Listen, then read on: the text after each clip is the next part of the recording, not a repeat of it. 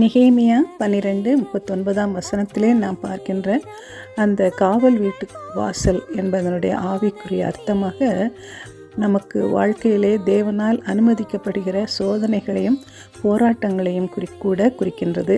இந்த போராட்டங்கள் சோதனைகள் நம்முடைய வாழ்க்கையில் ஒரு சிறையிருப்பை போல வந்து நம்மை சோதிக்கின்றது. ஆனாலும் சோதனையை சகிக்கிற மனுஷன் பாக்கியவான், சோதனைக்கு பின்பு சுத்த பொன்னாக விளங்குவான் என்று நாம் பார்க்கின்றோம்.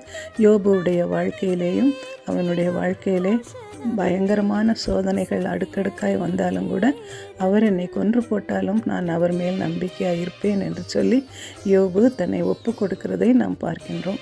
நம்முடைய வாழ்க்கையிலும் நமக்கு சிறையிருப்பை போல காணப்படுகிற சோதனைகள், பாடுகள், நெருக்கங்கள் நம்மை இன்னும் புடமிடுவதாக, தேவாதி தேவனுடைய மகிமையின் சாயலிலே நம்மை மறுரூபப்படுத்துகிறதாக, பொன்னாக நம்மை மாற்றுகிறதாக இருக்கிறது. அவருடைய பரிசுத்தத்துக்குள்ளாக நம்மை இன்னும் அது மாற்றுகிறதாக இருக்கின்றது.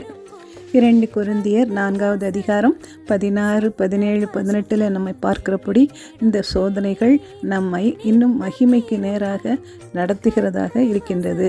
அங்கே நாம் பார்க்கின்றோம், ஆனபடியினாலே நாங்கள் சோர்ந்து போகிறதில்லை. எங்கள் புறம்பான மனுஷனானது அழிந்தும் உள்ளான மனுஷனானது நாளுக்கு நாள் புதிதாக்கப்படுகிறது.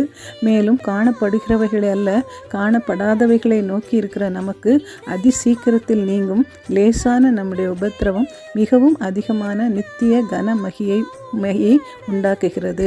ஏனெனில் காணப்படுகிறவைகள் அநித்தியமானவைகள், காணப்படாதவைகளோ நித்தியமானவைகள். எனவே அதிக நித்திய கன மகிமையை நமக்கு உண்டாக்கும்படியாக இந்த சோதனைகள் ஒரு சிறையிருப்பை போல இந்த நாட்களிலே நமக்கு காணப்பட்டாலும் அதன் மூலமாக இந்த மகிமையை நாம் அடைகிறவர்களாக இருக்கின்றோம்.